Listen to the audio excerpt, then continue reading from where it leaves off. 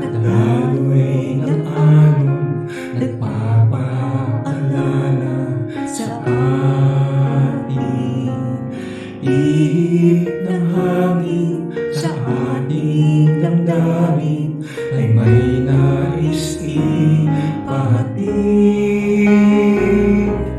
Ang kalawakan sa katahimikan ay may nais ipabatid. Lupa at langit sabay sa pag-awit ng luwal. Ating purihin, purihin, purihin ang Diyos ko. Purihin, purihin, purihin ang Diyos sa ating puso at isip, sa salmo at awit. Purihin, purihin ang Diyos.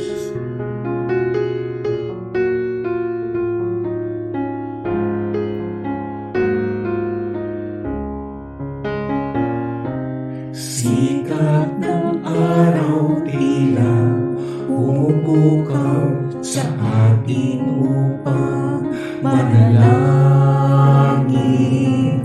upang ang ating sarili limutin at si Jesus dakilain, upang sa diwa at katotohanan ang Diyos ay ating sabayin. Lalo na kung tayo'y ay magkatipon, siya'y purihin. Ating purihin, purihin, purihin ang Diyos ko. Purihin, purihin, purihin ang Diyos sa ating puso at isip, sa salmo at awit. Purihin, purihin ang Diyos. Purihin, purihin, purihin ang Diyos ko. Purihin, purihin, purihin ang Diyos sa ating puso at isip, sa salmo at awit. Purihin, purihin ang Diyos. Purihin, purihin ang Diyos.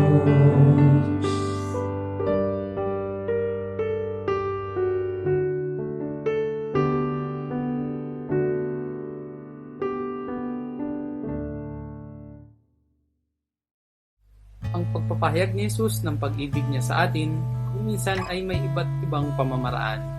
Sa pagkakataon ngayong ito, na tayo'y dumaranas muli ng pagsubok, ating alalahanin ang babaeng na huling nangangalo niya at dinala ng mga Pariseo kay Jesus upang batuhin hanggang mamatay. Ngunit ang ginawa ng ating Panginoong Jesus ay nagsalita, yumuko at nanahimik. At hindi man nagtagal, unti-unti na nag-alisan ang mga Pariseo. Gayon din po sa ating mga pagsubok na dinaranas ngayon, matama lang po siguro na ang gawin natin ay pagbulay-bulayan ng kanyang salita, yumuko at manalangin magpakumbaba sa kanya at itaas sa kanya ang ating pananalig na nagtitiwala tayo na unti-unti ang lahat ng ating mga alalahin at suliranin ay mawawala din isa-isa. Isang mapagpalang araw pong muli sa makapatiran ng Day by Day into Jesusness ng Metro East. Tayo pong ay pansamantalang manalangin. Maraming salamat po sa panibagong araw na pinagdalo po sa amin. Maraming salamat po sa kapahingahan, sa kalakasan, sa kalusugan, at sa patuloy mong pag-iingat at pagbibigay ng biyaya at pagpapadaloy ng inyong biyaya sa bawat isa sa amin. Gawin niyo nga po kaming handa sa pakikinig muli ngayon ng inyong banal na salita. Buksan niyo po ang aming puso't isipan, mangusap po kayo, Lord, sa inyong pamamaraan. Lord, kilala niyo rin po ang bawat isa sa amin at alam niyo po ang bawat naming mga pangangailangan. Inilipat po namin ito sa inyo, Panginoon, at kami nananalig na ito'y kami po'y inyong pagpapalain ng higit pa sa aming mga pag-aakala. Panginoon, maraming salamat po sa araw na to. Kayo lamang po ang aming maitaas, mapupurihan at mapasalamatan. Ito po ang aming dalangin sa matamis na pangalan ng anak na si Jesus. Purihin si Yahweh sa kanyang kabutihan. Pag-ibig niya'y tunay na laging tapat kailanman. Pinakadakilang Diyos ng mga Diyos ay pasalamatan. Pag-ibig niya'y tunay magpakailanman. Ang Panginoon ng mga Panginoon ay ating pasalamatan. Pag-ibig niya'y tunay, laging tapat kailanman. Dakilang himala at kababalaghan, tanging Kanya lamang. Pag-ibig niya'y tunay, laging tapat at kailanman. Purihin ang Diyos.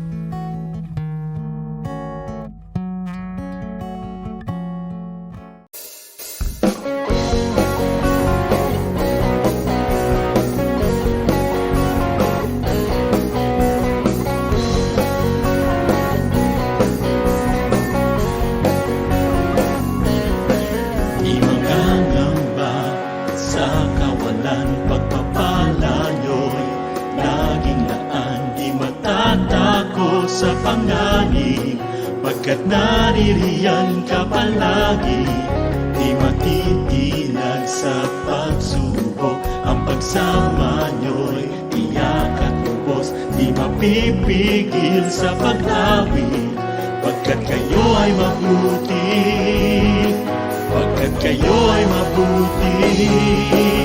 Kayo ang aking pastol, hindi magkukulang, sapat na at higit pa. Biyaya nyo'y sagana at umaapaw, sapat na at higit pa. Sapat na sa lahat kong pangangailangan, higit pa sa lahat kong inaasahan. Wala nang mahihiling pa, pagkat kayo'y sapat na, kayo'y sapat na at higit pa.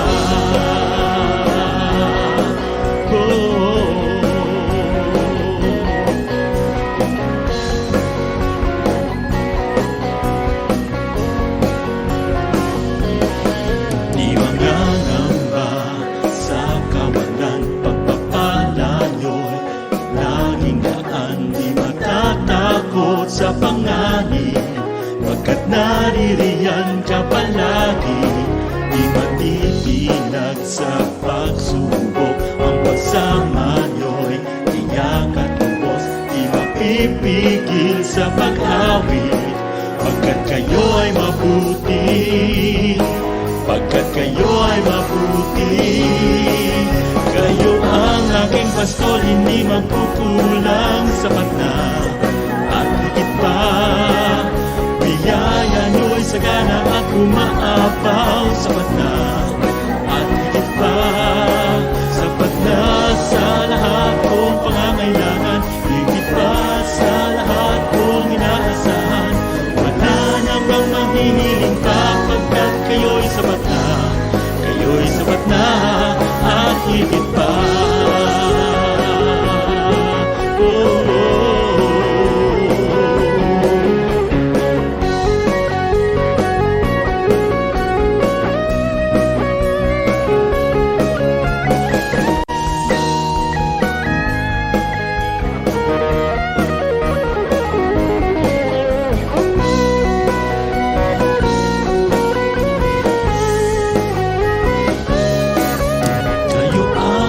Pastol, hindi magkukulang, sapat na at higit pa. Biyaya nyo'y sagana at umaapaw, sapat na at higit pa. Kayo ang aking pastol, hindi magkukulang, sapat na at higit pa. Biyaya nyo'y sagana at umaapaw, sapat na at higit pa. Sapat na sa lahat kong pangangailangan, higit pa sa lahat kong inaasahan. Wala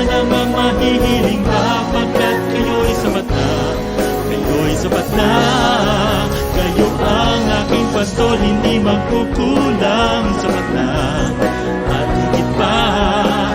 Biyaya nyo'y sagana at umaapaw. Sapat na at higit pa. Sapat na sa lahat kong pangangailangan, higit pa sa lahat kong inaasahan. Wala nang ang mahihiling pa, pagkat kayo'y sapat na. Kayo'y sapat na. Wala nang ang mahihiling pa, pagkat kayo'y sapat na. Kayo'y sapat na. Wala nang ang mahihiling pa, pagkat kayo'y sapat na. Kayo'y sapat na at higit pa.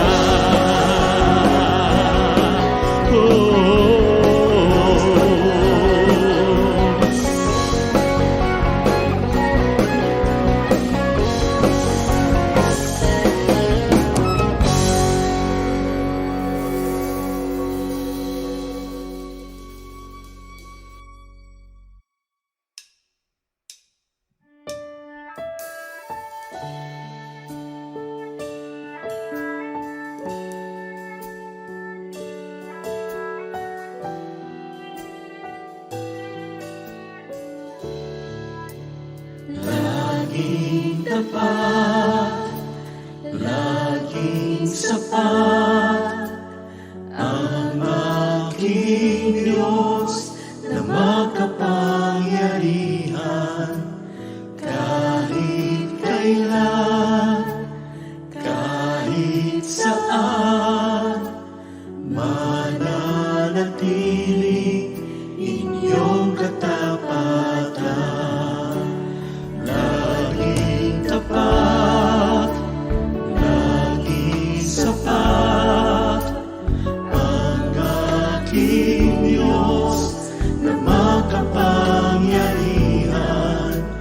Kahit kailan, kahit saan, mananatili inyong katapatan. Sa aking pangangailangan, kung kailangan ay pagmamahal, ang inyong mga biyaya ay walang hanggan.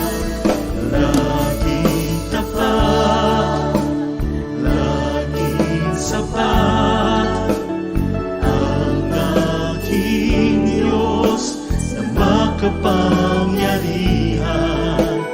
Kahit kailan, kahit saan, mananatili inyong katapatan.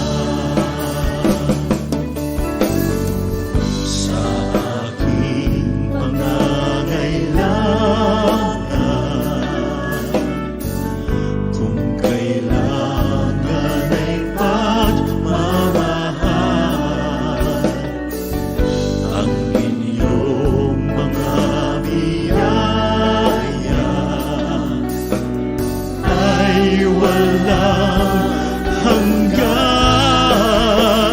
Laging tapat, laging sapat ang aking Diyos na makapangyarihan. Kahit kailan, kahit saan, mananatili inyong katapatan. Mananatili inyong katapatan. Mananatili inyong katapatan.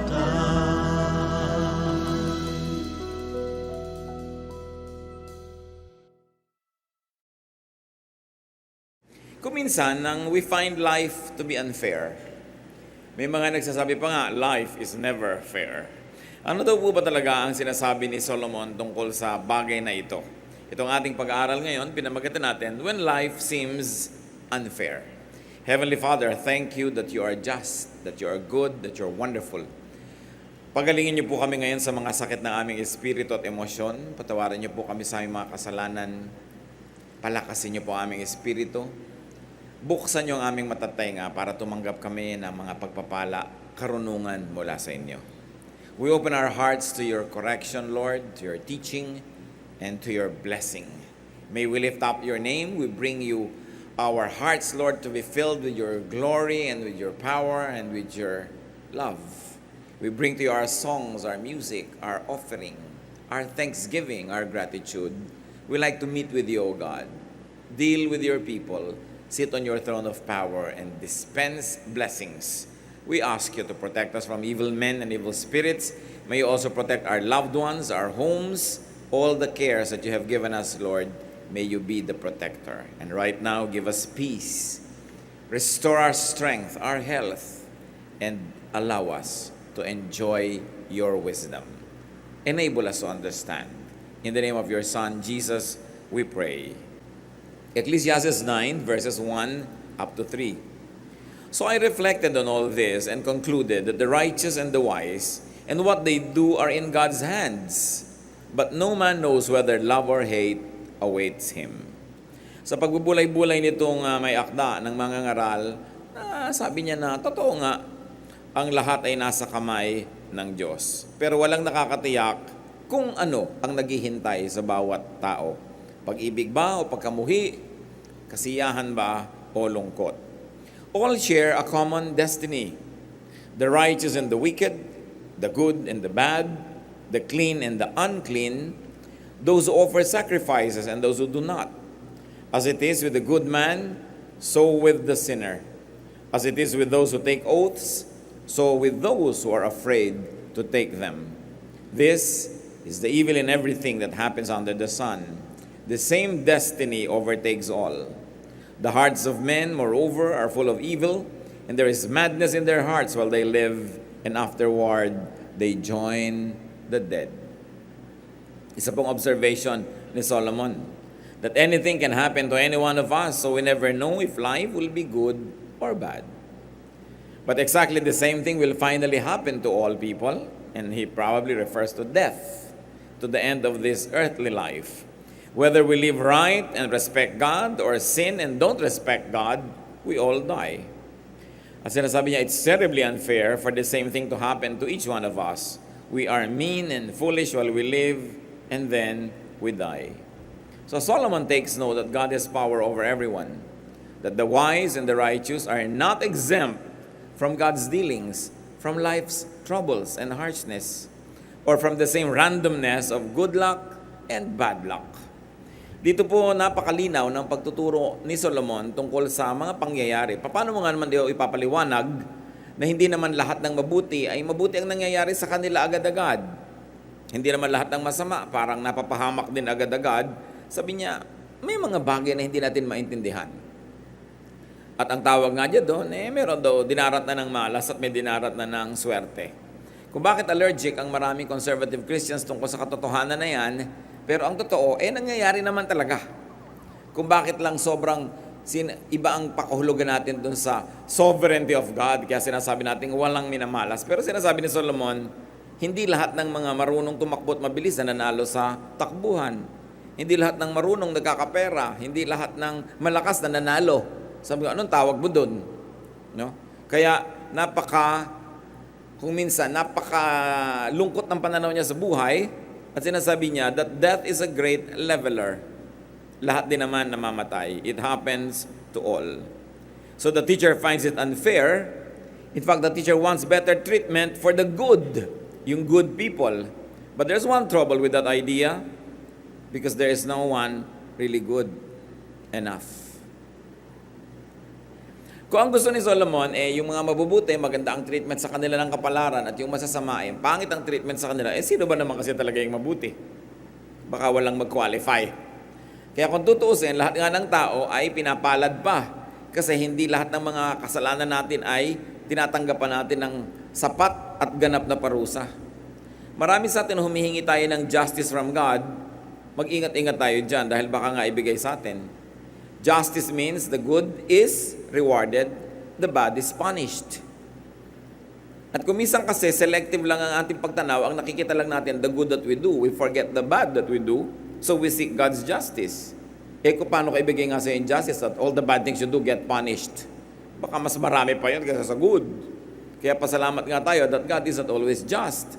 But in fact, God is merciful. That God is more merciful than He is just.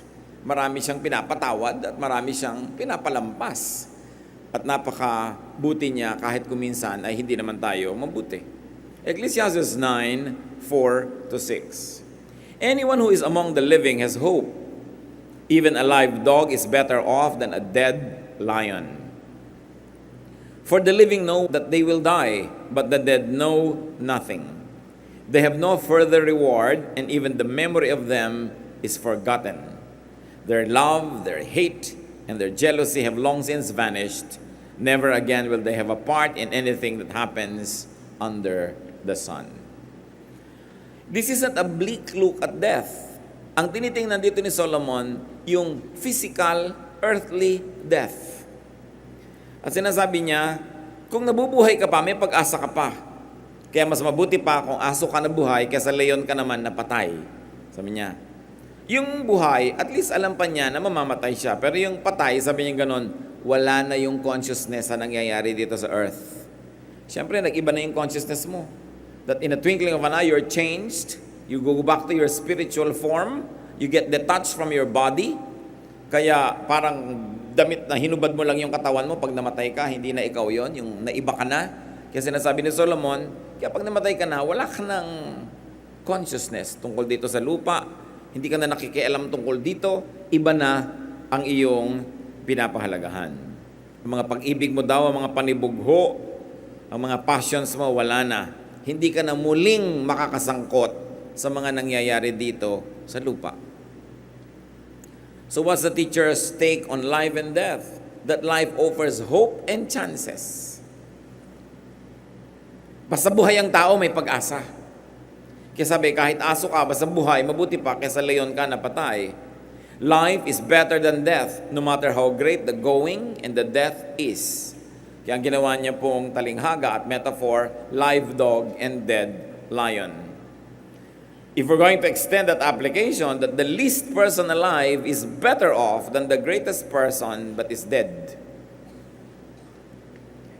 Habang ang tao may buhay, meron siyang pag-asa, meron siyang pagkakataong maging dakila pa, mag-improve pa ang kanyang situation.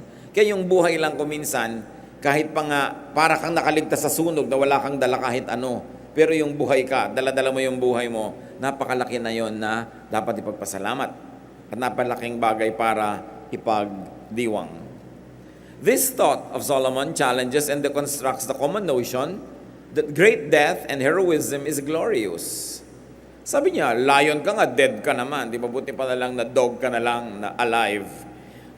Sa culture po ng Israel, yung dog ay mababang uri ng hayop yon. Hindi katulad ngayon na pet mo yung dog, mahal na mahal mo yung dog. Sa kanila, pag sabing dog, mababang uri. Kaya sabi niya, mabuti na yung pinakamababang uri ka, buhay ka naman, kaysa ang taas-taas pero patay. Ano ang minumungkahi niya dito? Therefore, stay alive. The primary duty of life is to continue living, to stay alive. Sino kaya at ano ang konteksto ng mga sinasabi dito ni Solomon? Kasi kadalasan, mga kapatid, tayo ay kinokondisyon to think that it is glorious to give our life to causes. Bakit binibigyan ng mga medalya yung mga heroes? Para marami pa uling mamatay para sa isang act of heroism, pampa-encourage. Bakit binibigyan ng mga award, mga pagkilala yung mga naulila para mas gumaan ang dibdib nila sa pagbibigay ng mahal nila sa buhay at iniala yung buhay ng mahal nila para sa isang cause. Anong cause yun? Maybe patriotic cause, maybe cause for the environment, maybe cause for an ideology, whatever it is. But Solomon is saying, magkaingat ka. Huwag kang agad-agad nagbibigay ng buhay mo at masasakripisyo ka para sa isang bagay na magiging dead lion ka. Napakahalaga sa tao na siya ay buhay. Bakit po kakaiba ang pananaw na ito? Katulad pa ni Solomon, hari siya. Siyempre, yung mga hari, gusto niya yung mga army, buong pusong namamatay para sa king. No? Siyempre, ang gusto ng estado, ang mga tao, buong pusong nagbibigay ng buhay para sa bayan. Ganyan-ganyan. Pero kung tutusin, ano ba yung bayan? Kung minsan ang pagkakakilala mo, sino ba yung bayan? Yun lang palang mga mayayaman doon, sila lang pala yung bayan. Kasi sila lang yung gumagamit sa bayan, sila yung nag-e-enjoy ng bayan, sila yung masarap ang buhay sa bayan. Tapos ang dami-dami mga taong ine-encourage silang ibigay ang buhay para sa bayan. Pero yung definition pala ng bayan is only for the elite. It can happen. Kaya ang pabala dito sa atin ni Solomon, bago ka magpakabayani, tingnan mo muna. Kung ikaw'y batang-bata at napasali ka sa isang ism, isang ideology, isang fraternity pa nga kung minsan. Frat war. Ibibigay mo yung buhay mo para doon sa fraternity, para sa broad. Pagkatapos maaalala ka lang naman nila, wala pang 1 taon o 3 or 5 years. Tapos yung mga brad mong buhay, natuloy na buhay, nagkaroon ng asawa, anak, nagkaroon ng buhay na mahaba, ikaw matagal ka nang nakalibing, namatay ka para kay Brad. No? So, pinapaalala natin dito, kanino mo binibigay ang buhay mo? Kasi madalas po ang mga tao ay inuuto para ang buhay nila, ibigay nila sa kung ano-ano mga causes. Pinipili lang natin kung ano yon. Kung minsan yan hindi na pala uso yon at namatay ka para doon, tapos hindi na uso ngayon. Pero hindi ka na natuloy na nabuhay. Kung 17, 18 kang namatay, hindi mo na naranasang magkapamilya, magkaanak, magkaapo. May monumento ka nga, pero alam mo ba na may monumento ka? Patay ka na nga. No? Hindi natin binabaliwala, mga kapatid, yung nagbibigay ng buhay para sa mga very, very noble causes. At patuloy natin sinasariwa ang kanilang memory. But with due respect, kahit pa ikaw yon at tamang-tama yung cost na pinagbigyan mo ng buhay mo, ang totoo nun patay ka na rin. At hindi mo na rin alam yon. At kung minsan nagiging unfair ka, halimbawa sa nanay mo, sa magulang mo, ang aga-aga mong namatay, hindi ka man lang nakapaglingkod sa kanila, hindi mo man lang sila namahal. O kaya naiwan mo agad ang asawa mo o mga anak mo dahil yung buhay mo ibinigay mo para sa kung anong cause. Hindi ko sinasabing huwag tayo magpakabayani. Pero piliin ninyo kung alin ang mga karapat dapat na pag-alayan ng buhay. Because you live only once on this earth. Oras na lumampas yun, tapos na, wala ka ng second chance. So choose what to live and very especially choose what to die for. Because death can be so meaningless, sayang. Especially when it's not for your loved one. Ang buhay ni Jesus, namatay para sa atin, kasi mahal naman niya tayo, so hindi yun sayang. Kasi para naman sa kaligtasan natin yun. So yung mga buhay din na nasa-sacrifice para sa buhay ng mga mahal niya sa buhay, lalong-lalo kung para sa kaligtasan ng ating kapwa, for the extension of God's kingdom and God's goodness, it's worth it. Pero konting-konti yung mga worth niyan. Meron pa nga mga babaeng mamamatay para sa nobyo. No? Pero 19 ka lang kasi kaya ginagawa mo. Pag 29 ka na, hindi mo nagagawin yan. Sabi mo, ay, bahala ka sa buhay mo. No? Siyempre, kailangan medyo bata ka para idealistic ka. Tapos namatay ka para sa nobyo mo, talagang binigay mo sa kanya ang lahat-lahat. O namatay ka na, tapos mag-aasawa na siya, magkakaanak, magkakaapo. Ikaw, isang ala-ala. No? Siguro tumutugtog ang piano pag naaalala ka niya, pero wala ka na. Bagamat kung napunta ka sa Panginoon, may ibang buhay ka na doon, pero wala ka na rin dito. Hindi mo na nalasap ang dapat lasapin. So, be careful what you would like to die for. Not even for the king or not even for the state. It depends on the state. Anong klaseng state? Anong klaseng bayan? Anong klaseng pamahalaan? Ang pagbibigyan mo ng iyong buhay. Habang nagbibigay ka ng buhay mo, nagpapasasa pala yung iba sa dugo na isinasakripisyo mo. Kaya ang itinuturo ni Solomon dito, hindi sa huwag pahalagahan yung mga ganyang bagay, kundi ang buhay napakahalaga. Dapat hindi ka madaya, hindi ka malugi, at hindi ka madaan sa propaganda o pambobola ng mga makapangyarihan na gusto ka lang gamitin para sa kanilang kapakanan. In other words, don't be a needless hero. Don't die a meaningless death. So what's the teacher's take on death? That death ends earthly consciousness, earthly feelings and involvement and participation. Pag ang tao namatay na, putol na ang relasyon niya sa mga bagay na makalupa. Kaya maniniwala ka ba naman na may taong namatay, babalik pa para ituro kung nasaan yung naiwan niyang kwintas? Halimbawa, nagpunta ka sa hell, papayagan ka pa bang umalis doon para ituro mo lang kung nasaan yung kwintas? O kung nado ka na sa piling ng Diyos, nasa heaven ka, aalis ka pa ba doon para lang ituro mo yung kwintas? So, hindi ganon. Hindi tayo na-involve sa ganong mga maliliit at mabababaw na bagay. What are the other implications? That death releases people from earthly cares. Not that you don't care, but you are released from earthly and heavy burdens of caring. Death disconnects people from earthly concerns. Anong application yan, mga kapatid? Live while alive. Mahilig ka palang kumain ng siniguelas, kumain ka na ng kumain ngayon kasi pagka sumakabilang buhay ka, wala na yun. Gusto mo palang mahalin yung nanay mo, yung mahal mo sa buhay, mahalin mo na kasi pag sumakabilang buhay ka, o siya, hindi mo na siya mamamahal. Gusto mong paglingkuran ng mahal mo sa buhay, maglingkod ka na ngayong may sakit. Kasi pagka siya sumakabilang buhay na, kahit lagyan mo ng bulaklak yung puntod niya araw-araw, hindi na niya concern yun. Kaya habang kaya niyang tanggapin yung pagmamahal mo, ibigay mo na. At habang kaya mo magmahal, magmahal ka na. Para kung sakasakali na ikaw ang sumakabilang buhay o siya, wala kang pagsisisi. Kasi sasandali ang buhay. At hindi naman nagpapaalam yung mga namamatay. Bihira yon. Diba? Minsan biglang-bigla ka. Akala mo magtatagal pa. Gagawan mo pa sana ng paraan. Ipagpaparty mo pa sana yung nanay mo. Pero umurong na ng umurong dahil ngayong taon tinamad ka o next year, umurong na, namatay na bigla. Hindi mo na maipag-party. Kaya sabi nga, kung may mamahalin tayo, may gagawin, gawin na. Dahil, pag naputol na ang buhay dito, may ibang buhay na pagkakaabalahan yung tao, yung espiritu niya. Kaya dito na tayo magmahalan. But the nice thing about it, brothers and sisters, is that death releases people from earthly troubles. Napapawalan tayo, lalo't hirap na hirap ang katawan at may sakit. Lalo't alam mo ang espiritu ay babalik na sa Diyos. Ayaw mo man, pero niluluwagan mo ang loob mo, pinapayagan mo na. At nang sa ganon ay makalaya na rin sa mga hirap. Ano nga ba naman ang saysay na nabubuhay kang puro hirap yung katawan mo? Hirap na hirap na hirap. Naghihintay naman ng Panginoon sa kabilang buhay para bigyan tayo ng ginhawa.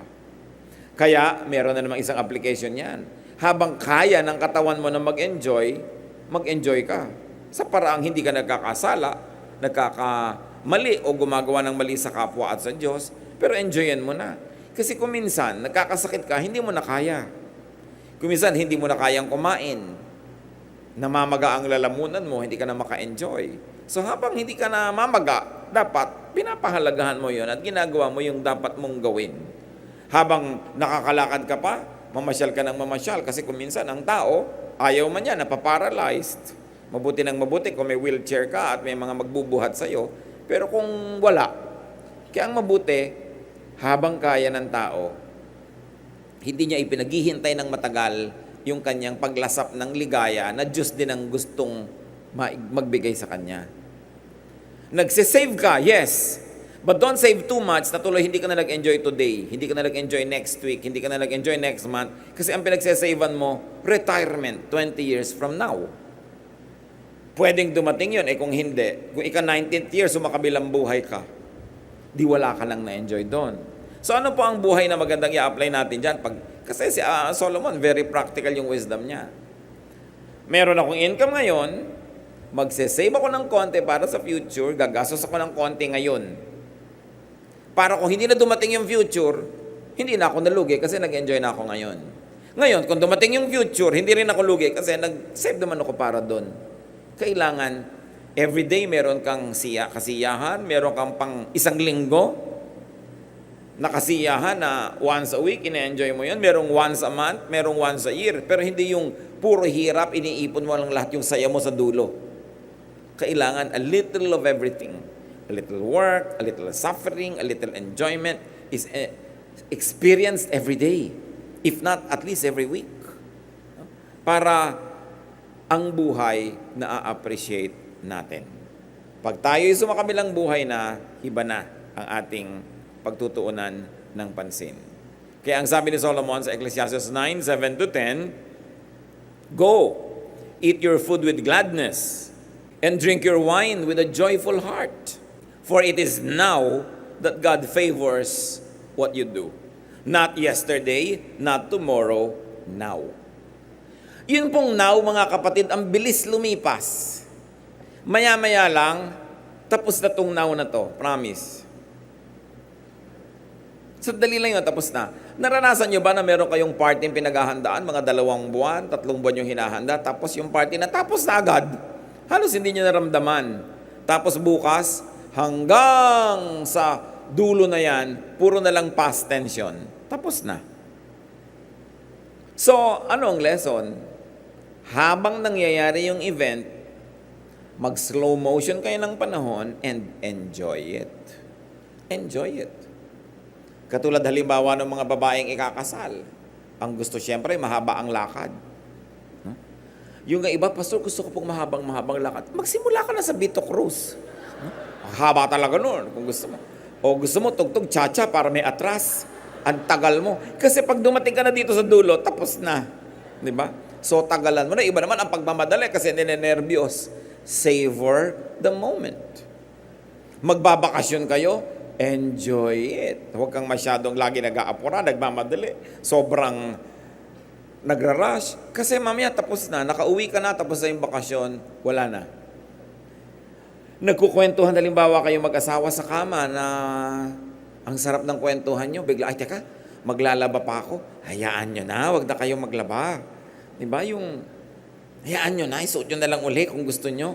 Pero, kailan pa babalik yung ang ganda ng kwentuhan nyo? Hindi mo lang pwedeng, teka lang maglalaba lang ko, pagbalik mo, ituloy natin. Wala na yung spirit ng kwentuhan. Tapos na. Kumakain kayo, ang sarap ng kain nyo, huwag kayong mag-apura. Kung hindi naman life and death yung nakataya, ay, hayaan mo na, malate ako ng konti, o mag-cancel ako ng activity kung kaya ko, kasi bihirang nagkakainan tayo na masaya. In other words, brothers and sisters, enjoy the now. Pag pinalampas nyo yun, kahit ano pa ang pagsasentimiento nyo gawin, hindi na yun babalik. Kaya kailangan enjoyin. Meron naman yung kabaligtaran. Halimbawa, hindi enjoyable yung moment. Nabalian ka ng paa, nakasemento ka sa ospital, 2 buwan ka doon. Ang sabihin mo, lalampas din to. Kasi lalampas din. Magiging past tense din yun. Ang mahalaga lang, lampasan mo yung hirap. At pagdating ng bukas, gising ka pa at buhay ka pa. Kaya masarap din na lumilipas ang panahon eh. Kasi ibig sabihin, walang pagdurusang permanent. At yun namang pag-enjoy, bagamat hindi permanent, pwede mong lasapin. Pag kumakain kayo mga kapatid, huwag isang kagat, lulon. Bakit? Sa bibig lang masarap ang pagkain. Paglampas dito, sa lalamunan, malaking trabaho na. Diba? Hirap na hirap ang tiyan mo, ang bigat-bigat ng feeling mo. Trabaho na yan, ang sarap habang nandoon siya sa dila kasi nandoon ang taste buds. Therefore, pag kumakain, lasapin. Diba? Huwag yung lulon lang ng lulon, nagmamadali. Biruin nyo, magmamadali kayo. Dahil sa breakfast, wala na kayong oras. Ano ba nung gumising kayo ng 30 minutes earlier than usual? Then you can sit down and relax and enjoy it. Kesa kumain lang kayo para mabusog. Masyadong mababa yun, panghayop. Yung kumakain lang para mabusog. Kasi ang tao dapat kumakain para masiyahan. Kaya ang tao kung ano-ano na-invento, niluluto yung pagkain, inilalaga, ipiniprito, pinapalamig, may pinapalutong, may pinapainit, para masarap. Why? Because God likes you to enjoy. Bakit alam nyo na gusto kayong mag-enjoy ng Diyos? Nilagyan kayong taste buds. Pwede namang wala eh. Lulunin mo na lang at nang buhay ka.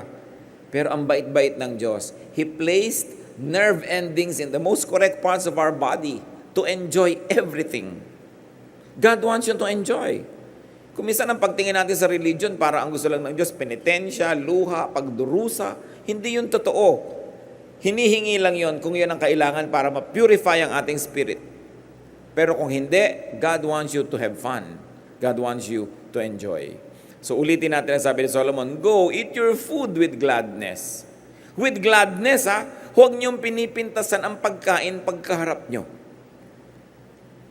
Bigayan ng Diyos eh. Hindi, ang tabang, ang alat. Di ba? Kung may kaharap ka bang tao na hindi mo gusto itsura, sasabihin mo, hindi mo pinipintasan dahil kaharap mo, yung pagkain. Kaharap mo yan. Bigayan ng Diyos. So, dapat may etiquette ang pagkain. So, eat your food with gladness and drink your wine with a joyful heart. For it is now that God favors what you do. Always be clothed in white. Baka naman bukas sa kaputi kayo lahat. Kasi white, sa Israel ang init-init kasi desert. So yung white, yung linen na white, ang sarap sa katawan. So ang ibig sabihin lang niya, kung ano yung masarap sa katawan mo, yun ang isuot mo. Hindi yung ang girdle mo talaga, hindi ka na makahinga para ka lang magkabewang. Ano mo ba yung bewang? Di ba? Baka hawakan lang yan ng mga dumadaan. Ngayon, kailangan komportable ka. Yung nakasapatos ka, galit na galit yung muscle mong ganyan eh, nangangunyapit ka na dahil natutumba-tumba ka na. Bakit mo papahirapan ang sarili mo? Sabi nga nun, always be clothed in white, meaning be comfortable. No? And always anoint your head with oil. Ngayon, sa atin, mahirap yan nag-anoint ng oil, mainit sa atin eh, malagkit. So, iba yon. Ibig sabihin siguro, magbimpo ka ng mukha, mag-refresh ka. Ang gusto lang dito ni Solomon, gumana yung pakiramdam. Kailangan masarap ang pakiramdam mo.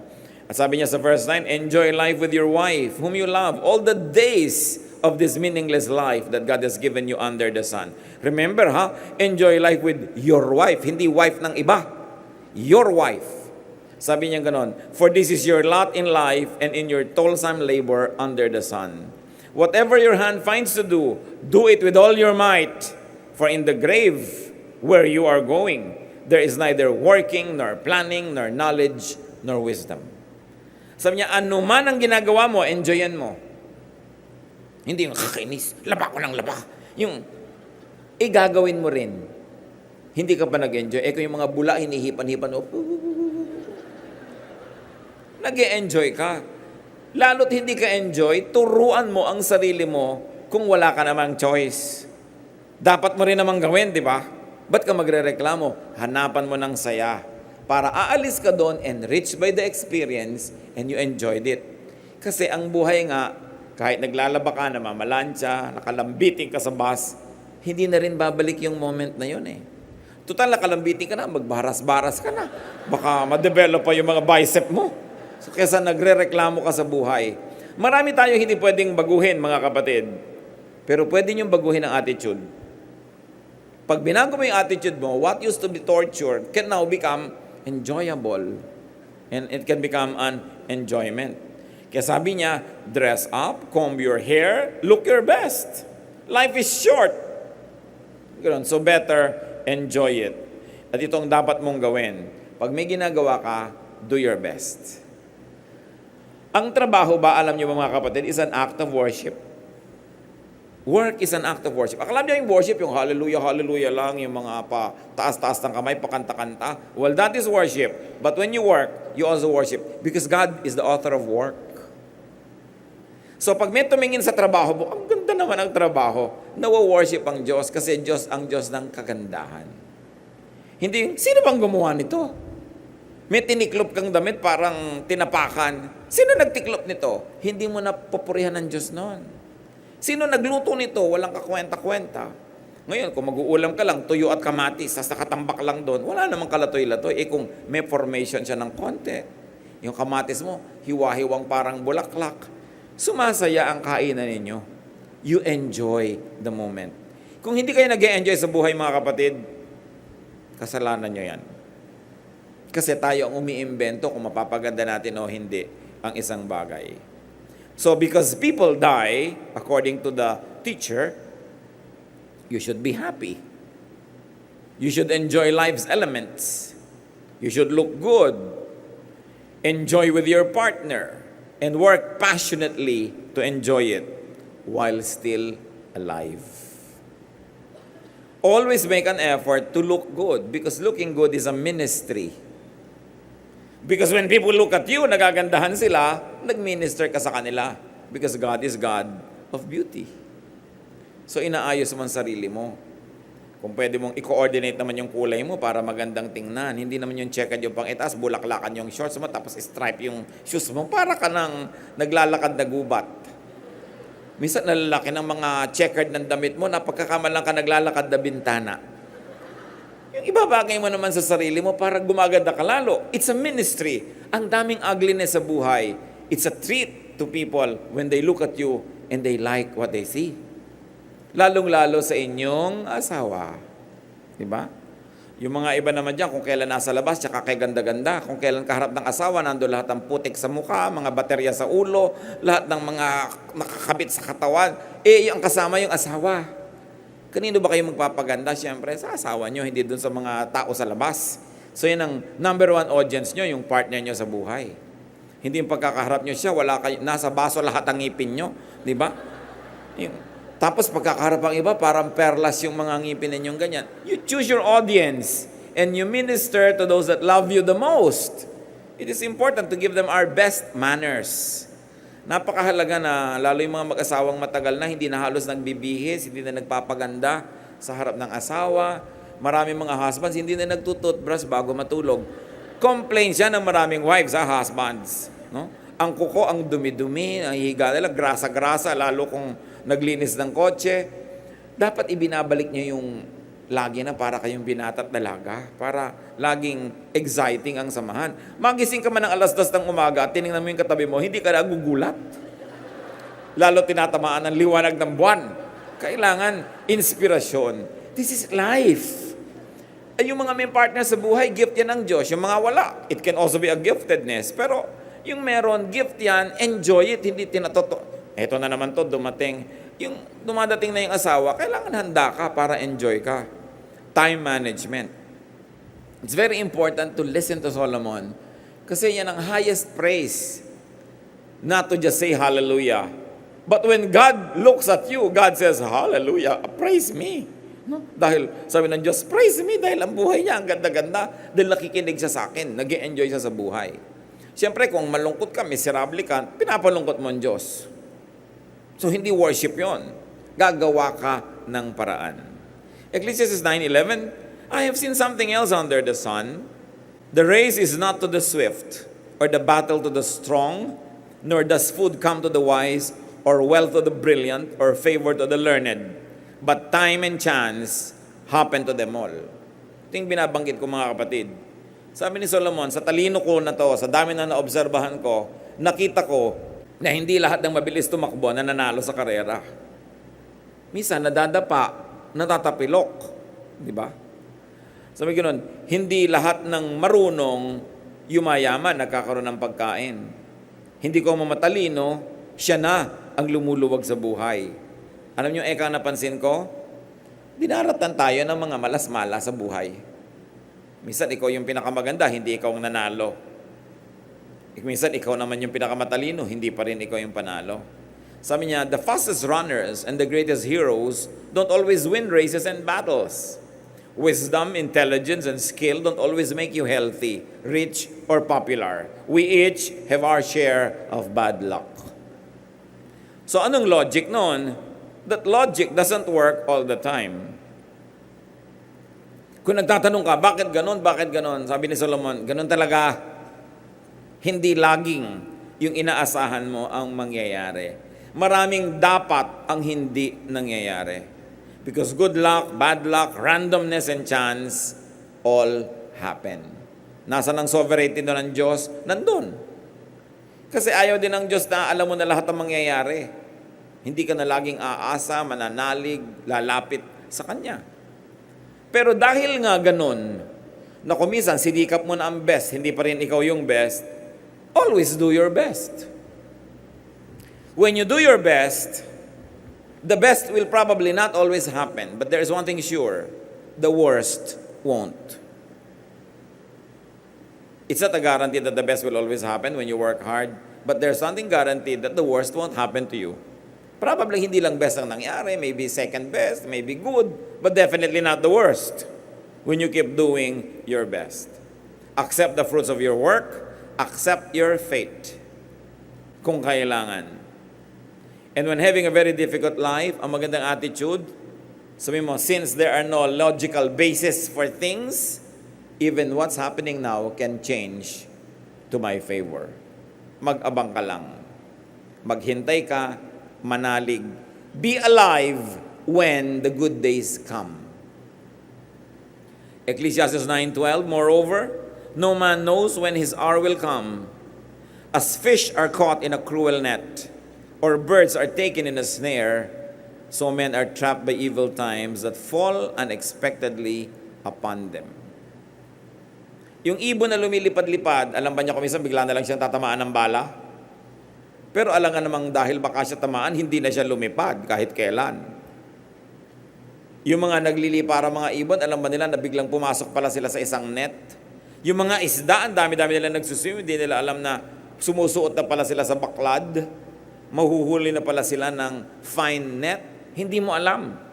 Sabi nga nila, the early bird catches the worm. E paano kung ikaw yung early, pero ikaw pala yung worm? O di nahuli ka ng early bird? Kung naging late ka na worm, hindi ka nahuli ng early bird. Kaya lang, hindi mo naman alam kung kailan ka magiging worm o bird. So early ka na lang lagi.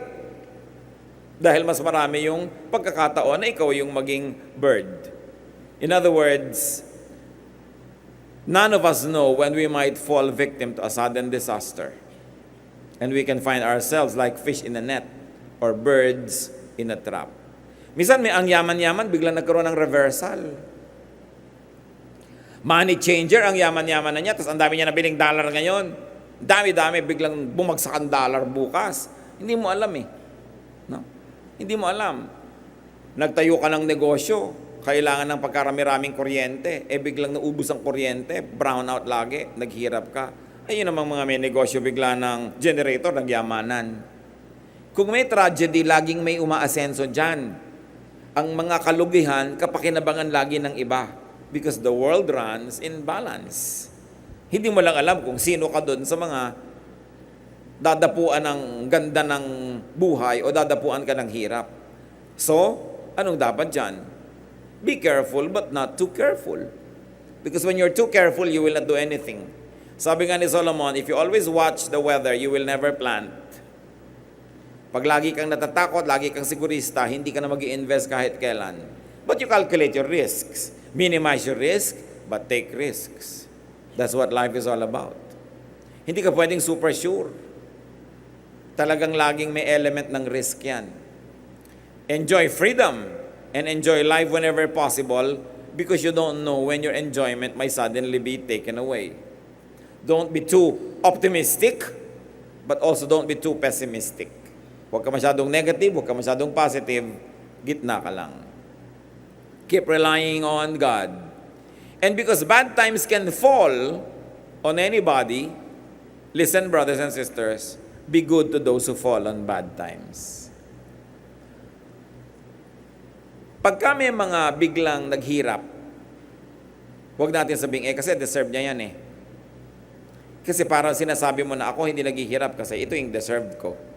Sinabi na nga ako minsan, hindi naman talaga yung deserve mo, pero yun ang nangyayari. At yun ang hiwaga ng buhay.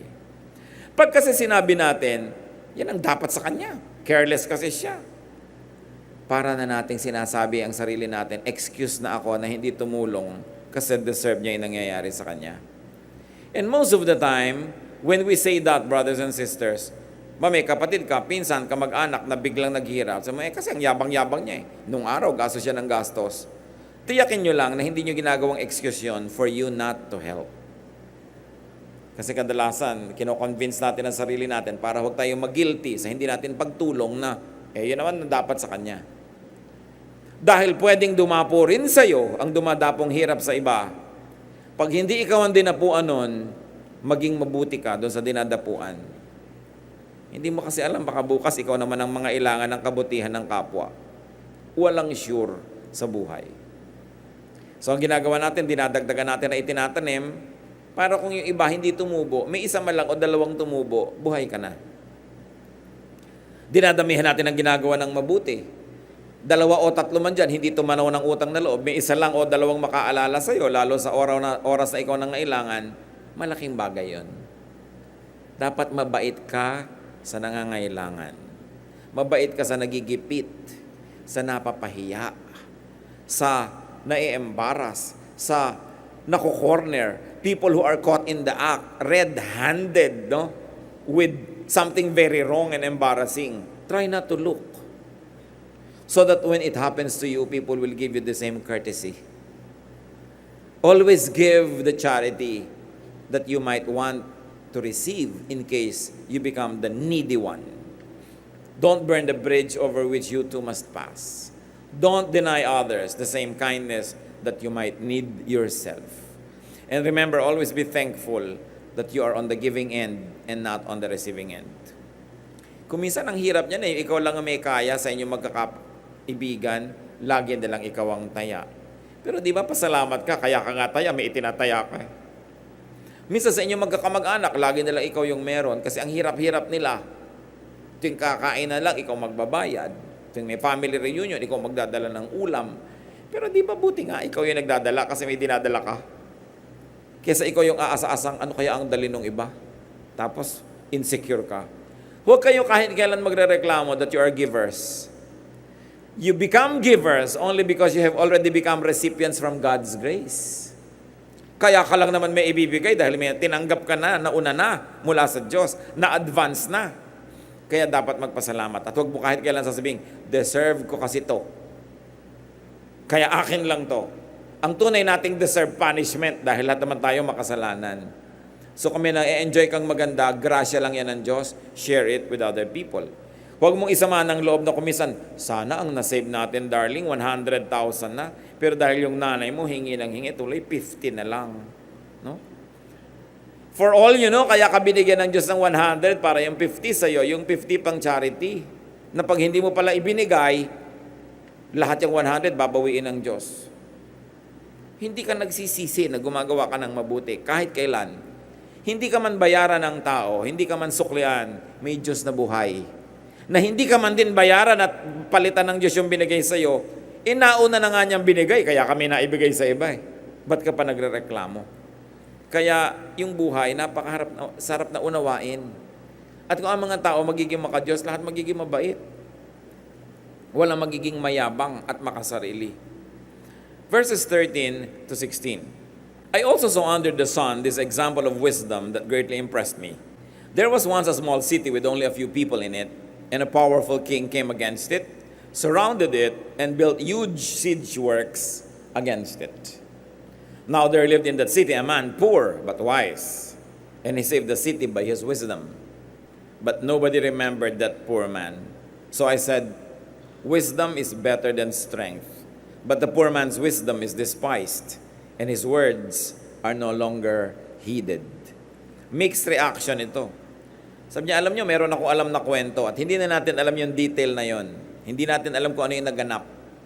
Pero sabi niya, minsan merong isang syudad na nanganib na masakop ng ibang mga army, pero merong isang magaling, matalinong tao, bagamat mahirap, na dahil sa kanyang ideya or leadership, nailigtas yung city. Pero alam niya, sabi, hindi naman matagal na naalala yung tao kasi mahirap. Anong lesson niya dyan na sinasabi? Wisdom is better than strength. May strong enemies outside pero may wise man inside the city did not fall. So sabi niya, wisdom is better than strength. Apply niyo sa buhay niyo yan. Wisdom is better than strength. Kung minsan, pipili ka, sino kaya ang gusto kong kasama? Yung malakas o yung matalino? Alam niyo, yung iba yung lakas ng katalinuhan. Sabi niya, wisdom is better than strength. But it's not wrong to be strong, especially if you could also be wise. Pero ito yung lesson. Sabi niya, pag mahirap ka, walang pumapansin sa'yo kahit magaling ka. Siyempre, naiba na ng konti ngayon yan kasi na-democratize na rin yung galing May mga mahihirap na nakakakuha ng scholarship, nakakaahon sa hirap. Yun ang galing ng pagbabago ng mga kabihasnan. Hindi katulad nung araw, permanent yung monarchy, permanent yung aristocracy. Sila lang talaga. Kahit ka pa matalino, mahirap ka, hindi ka asenso. Pero ngayon, salamat, marami nang naiba. Na-democratize even the distribution of wealth, although there's still a lot of unfairness. Pero ang talagang lesson na pwede nating kapulutan dyan, kung gusto mo na mapansin ka at hindi ka tinitisod-tisod at kinakawa-kawawa, make something of yourself. Rise from poverty. Be a meaningful person. Be wise. And then you will have more meaning as far as the other people are concerned.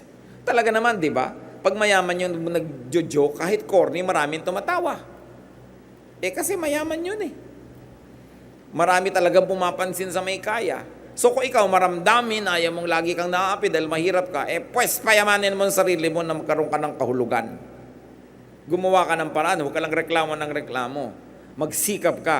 Kasi ngayon naman, posibilidad na nakatotohanan na ang tao nakakahulagpos, nakakalaya sa kahirapan. Hindi lahat. Pero ngayon possible na. Nung araw ni Solomon, hindi pwede yun.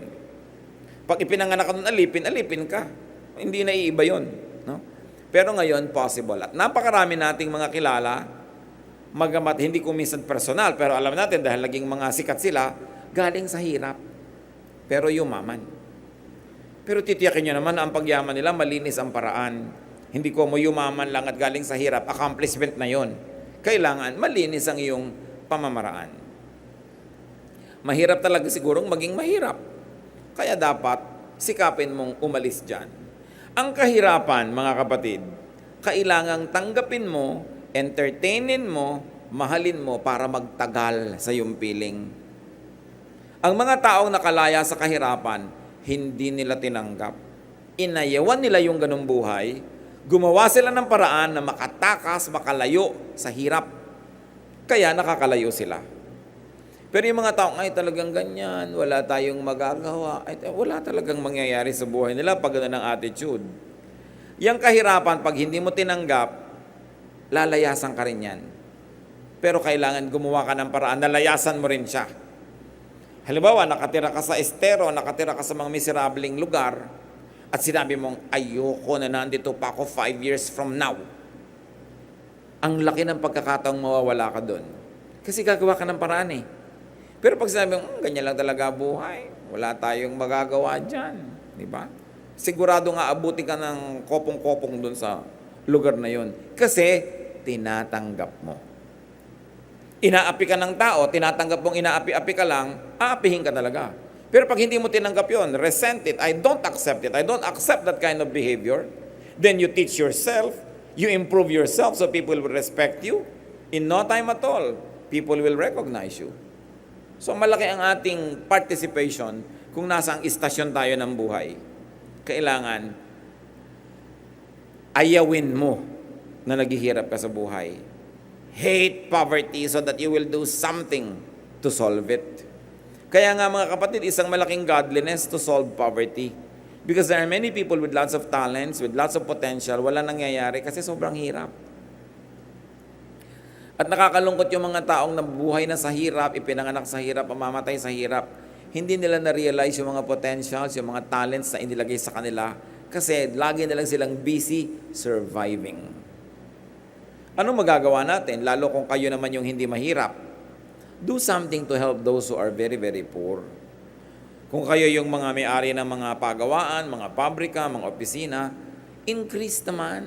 Basta kaya ng kumpanya nyo, yung mga benefits, mga sweldo, send people to school, help people get out of poverty.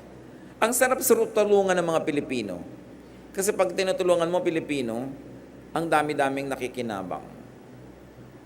Minsan merong nagtanong, halimbawa, meron akong ganitong pera, kanino ko ibibigay? Sa Hapon, sa Canadian, bawa sa British o sa Pinoy. Siko, bigay mo sa Pinoy. Theoretical yung usapan na yon. Bakit? Kasi pag binigay mo yan sa Hapon, malamang kanya lang yun.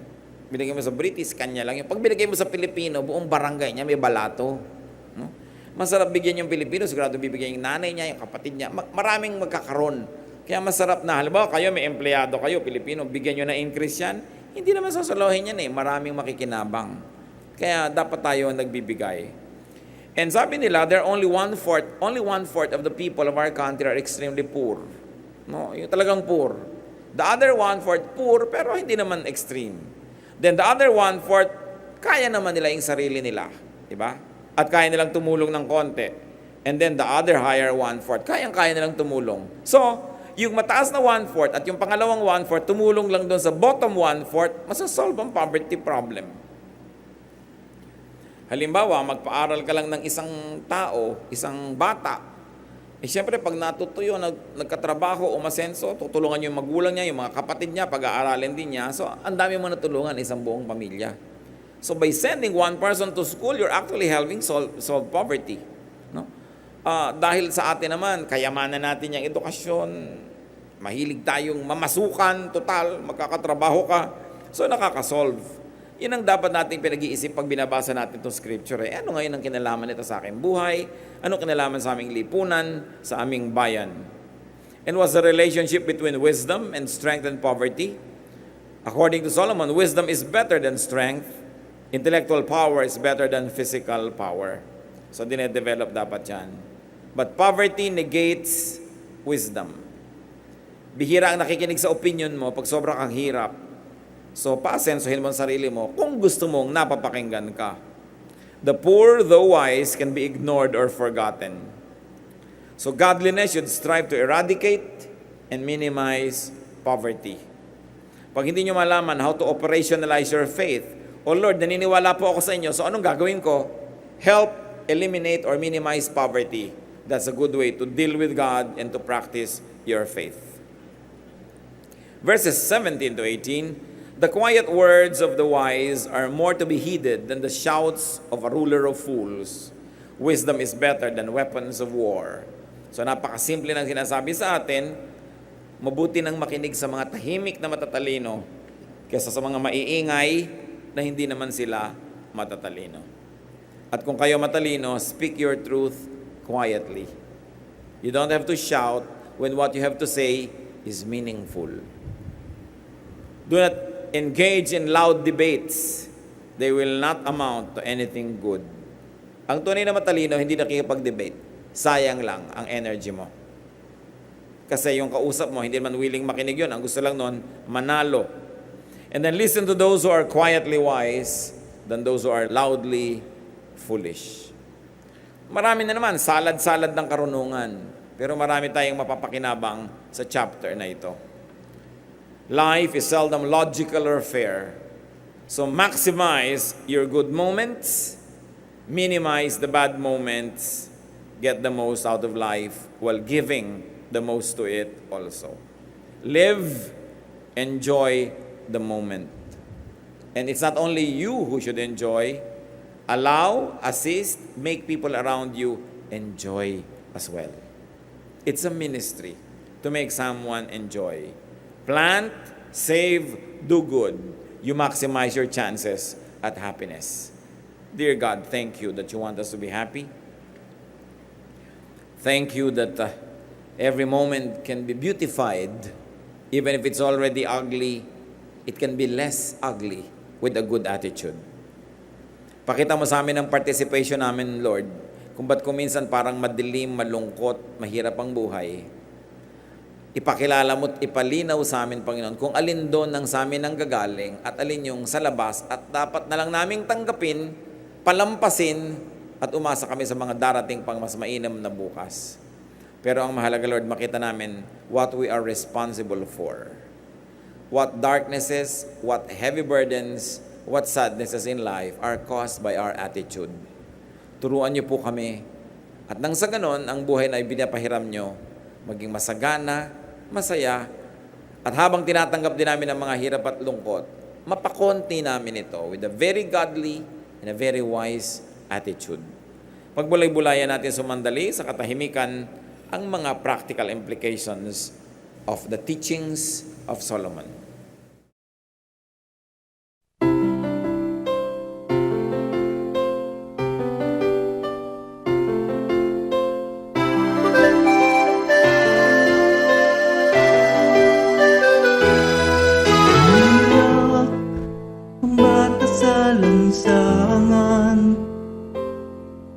Magkalahi ay kapwa nag-aalitan. May galit na laganap at may mga nagpapanggap. Sadyang ganyan lang ba ang buhay?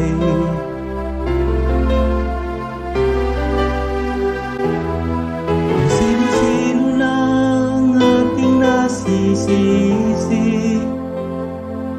sa lahat ng mga nangyayari.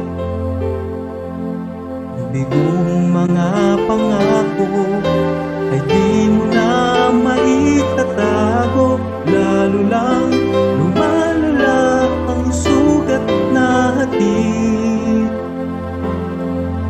Kaligtas ay kailangan na, pagkat naghihintay sila sa ating pagkakaisa. Pag-ibig lang ang susi ng lahat, ang siyang mabubuklod sa ating lahat. Hawak mo, kaibigan, ang sangkapangyarihan na mabubuklod sa ating lahat. Pag-ibig lang ang susi ng lahat, ang siyang magbubuklod sa ating lahat. Ang Diyos ang siyang nagturo sa dakilang pangako, si Jesus ang susi ng lahat.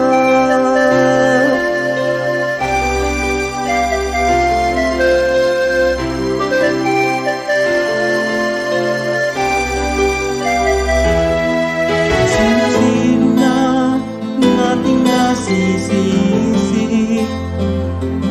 sa lahat ng mga nangyayari. Hindi kong mga pangako ay di mo na maitatago, lalo lang lumalala ang sugat na hatid. Kaligtas ay kailangan na, pagkat naghihintay sila sa ating pagkakaisa. Pag-ibig lang ang susi ng lahat, ang siyang magbubuklod sa ating lahat. Hawak mo, kaibigan, ang sangkapangyarihan na magbubuklod sa ating lahat. Pag-ibig lang ang susi ng lahat, ang siyang magbubuklod sa ating lahat. Ang Diyos ang siyang nagturo sa dakilang pangako, si Jesus ang susi ng lahat. Pag-ibig lang ang susi ng lahat, ang siyang mabubuklod sa ating lahat. Hawak mo, kaibigan, ang sangkapangyarihan na magbubuklod sa ating lahat.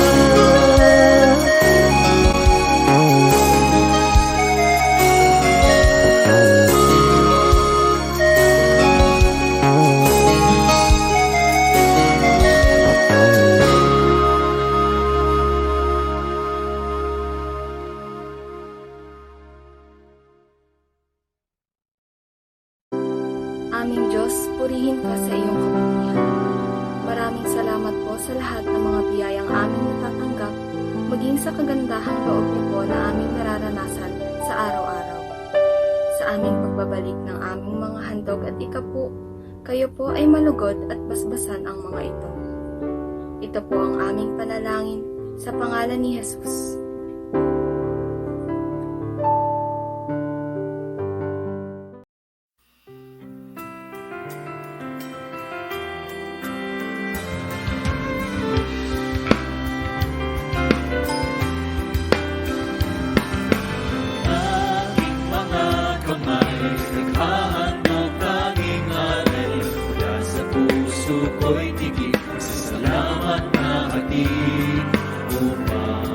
Salita nyo ay palaganapin, mapalawak ang mga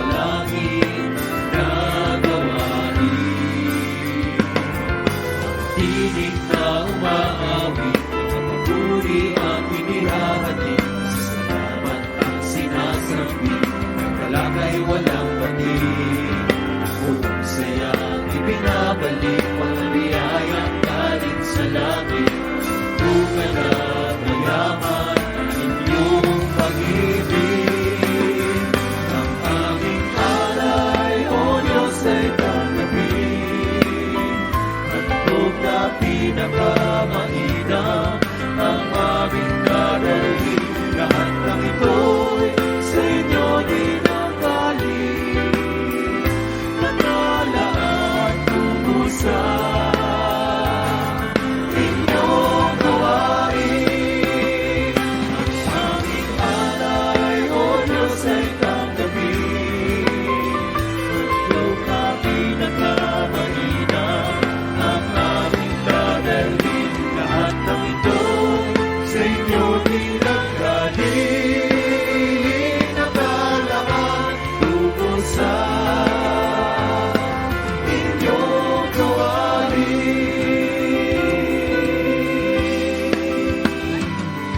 Luwalhati sa Diyos na may likha sa aming mundo.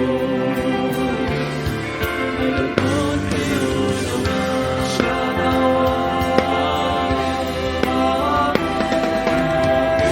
Siya nawa.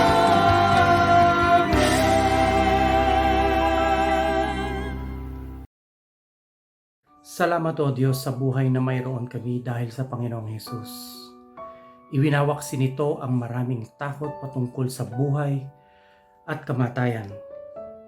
Hatid ninyo sa amin sa pamamagitan ng inyong salita ang kapanatagan ng kalooban, kapayapaan, at katiyakan sa buhay dahil kahit saan man kami naroon, kahit saan kami dalhin ng pagkakataon, kayo ay naroroon o Diyos. Purihin kayo, Panginoon. Salamat po sa pagkakataon na kami makapanambahan. Nawa ay nakapagbigay kami sa inyo ng kaluguran at naluwalhati ang inyong pangalan. Itinataas po namin sa inyo ang bawat isa sa mga kapatiran. Kung sino man po ang may karamdaman ay makasumpong ng kagalingan. Ang lahat ng mga nangangailangan ng inyong gabay ay makaramdam ng inyong paghawak at pangunguna. At ang aming mga pangangailangan ay inyong pong tugunan ayon po sa inyong mabuting kalooban. Salamat po, Panginoon, dahil batid ninyo ang lahat ng mga bagay na ito. Sa inyo, Ama, ang papuri at luwalhati. Mga kapatid, dalhin natin ang kapayapaan na bigay ng Panginoong Hesus, ang kapayapaang walang katulad at hindi kayang ibigay ng mundo. Angkinin natin ang katiyakan ng buhay dahil sa pananalig natin sa Kanya. Baunin natin ang biyaya at ang pag-ibig ng Diyos sa ngalan ng Ama, ng Anak, at ng Espiritong Banal.